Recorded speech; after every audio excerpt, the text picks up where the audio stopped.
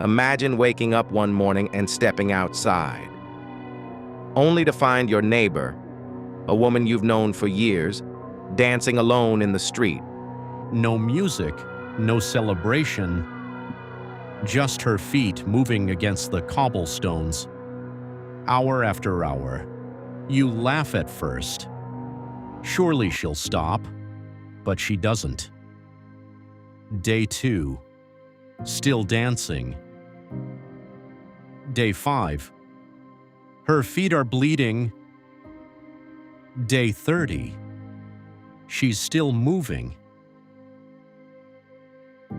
And now, she's not alone. To understand what happened in Strasbourg in 1518, you first need to understand what life was like there.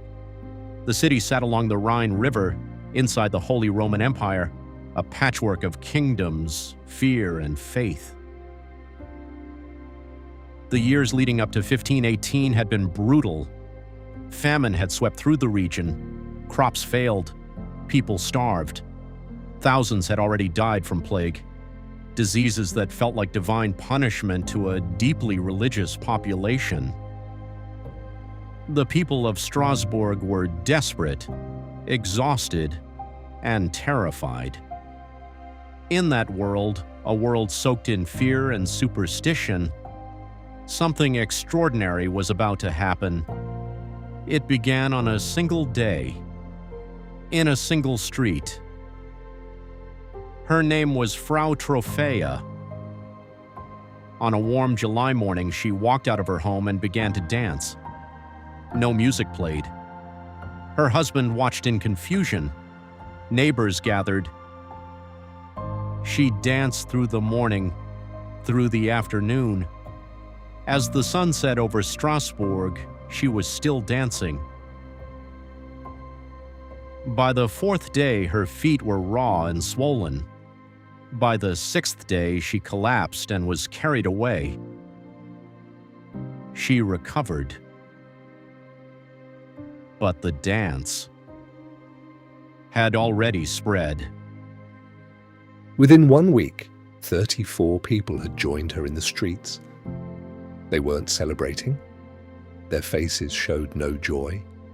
Many wept as they danced. Some screamed for it to stop. But their bodies wouldn't listen. By the end of July, the number had climbed to over 100. By August, more than 400 men, women and children were dancing through the streets of Strasbourg, day and night, without rest, without water, without stopping. The city was in crisis. Here is where the story takes a turn. That is almost impossible to believe. Instead of stopping the dancing, they decided to encourage it. They hired professional musicians, drummers and pipers. They opened guild halls as official dancing spaces. They hired strong men to keep the dancers moving. The city was throwing a forced celebration in the middle of a medical catastrophe. People began to die. Not from violence, not from plague, from dancing, heart attacks, strokes, exhaustion, dehydration. As many as 15 people were dying every single day. 15 people, every day, dancing themselves to death. Priests marched through the streets. Prayers were said. Nothing worked. The dancers kept dancing. Families watched helplessly. Husbands chased wives through the streets. Children danced alone while parents wept. Eventually, the dancers were taken, forcibly, to a mountaintop shrine dedicated to Saint Vitus. They were given red shoes. They touched a wooden effigy of the saint. And then, almost miraculously, it stopped. By September 1518, barely 2 months after it began, the dancing plague was over, as suddenly as it had started. 5 centuries later, experts still disagree on the cause. There are 3 main theories. The first, ergot poisoning. a fungus that grows on rye grain that can cause hallucinations and uncontrollable muscle movements. Compelling, but ergot doesn't explain sustained dancing lasting weeks. The second, mass hysteria. A real medical phenomenon where psychological stress spreads like a contagion. The people of Strasbourg were starving, terrified, and deeply religious. Their extreme stress and genuine belief in St. Vitus's curse was enough to make their bodies physically break down. The mind. Is that powerful? The third, a religious curse. Some historians believe it began as a desperate ritual dance to St. Vitus that spiraled out of control. A prayer made with the body, not the voice, by people who had nothing left to lose. The dancing plague of 1518 was never officially explained. No cause recorded. No one punished.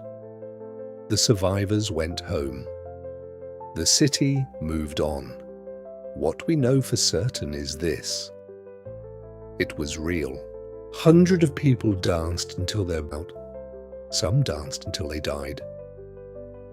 And to this day, no one can say with certainty why. History is full of mysterious we think we've solved. The dancing plague reminds us that sometimes the past holds things we simply cannot explain. What do you think happened in Strasbourg? Was it ergot? Mass hysteria? A curse? Tell me in the comments. And if you want more stories like this, stories that history forgot, stories that sound impossible but aren't, subscribe. The next one is even stranger.